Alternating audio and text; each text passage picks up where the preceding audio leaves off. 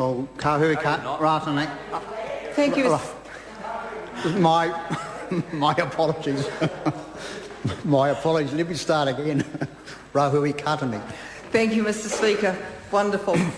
I'm very pleased to be able to stand and speak on this Holidays Amendment Bill, and I just find it so interesting that the two parties that believe in less government and less legislation are actually using legislation to be telling people how they should be living their lives.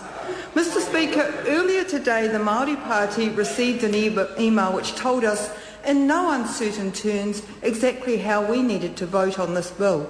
It said if we allow workers to convert time to cash, the next obvious step is for employers to say we are obviously giving too many days holidays, the workers don't need them, the fact that they are selling them is proof in itself.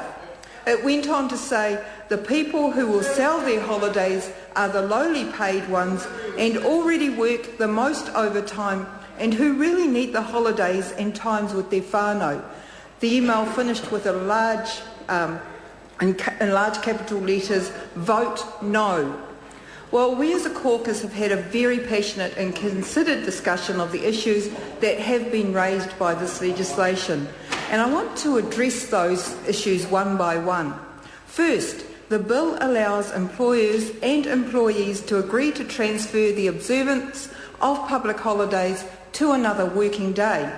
We saw this as a very significant advance in allowing a mechanism by which whānau members could identify days of special cultural significance to them where they sought leave. Days like Hui Ahure, the Ratana celebrations, the recognition of the 18th day for those from Taranaki iwi. The opportunity to honour one's cultural and spiritual legacy is something that we supported. But what this bill then does is to twist this opportunity by stipulating that should the employer and employee not agree, then the employers should direct when an alternative holiday is taken. So if I agree with the employer, as the employee, that I will work on Queen's birthday so that I can take Matariki, the day on which Matariki falls as a holiday, but the employer doesn't agree, then what is the point in me taking Queen's birthday and working on that day if I cannot then take off the day that I need to take off to observe my culture? The second issue is that the bill allows employers to request proof of sickness or injury within the first 3 consecutive calendar days of an employee taking sick leave without first having reasonable grounds to suspect that the sick leave is not genuine. While we would be the first to argue for transparency and accountability as a core principle of any employment relationship, we cannot fail but be influenced by the statements made by the New Zealand Nurses Organisation and the New Zealand Educational Institute, speaking on behalf of some 46,000 nurses and 50,000 education staff in primary schools and early childhood centres. It was their collective view that the new law has implications for children's health and welfare. They suggest that the new law may mean that parents who use their own sick leave to care for their children are less likely to stay home with their children if they fear that doing so will put their employment at risk. This could result in more ill children attending schools and kohanga, the implications of that being obvious. They also pointed out that New Zealand law currently provides for 5 sick days leave a year, one of the lowest rates in the OECD. Further to that, New Zealanders currently take on average 4.6 days sick leave a year, compared with 7.4 days in Britain and 8.6 sick days in Australia.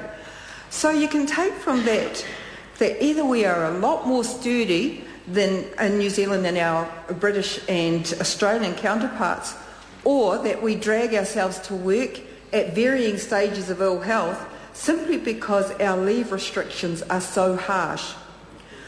The third issue is that the bill allows, by agreement, 1 week of an employee's minimum entitlement to annual holidays to be commuted for a cash payment to the employee.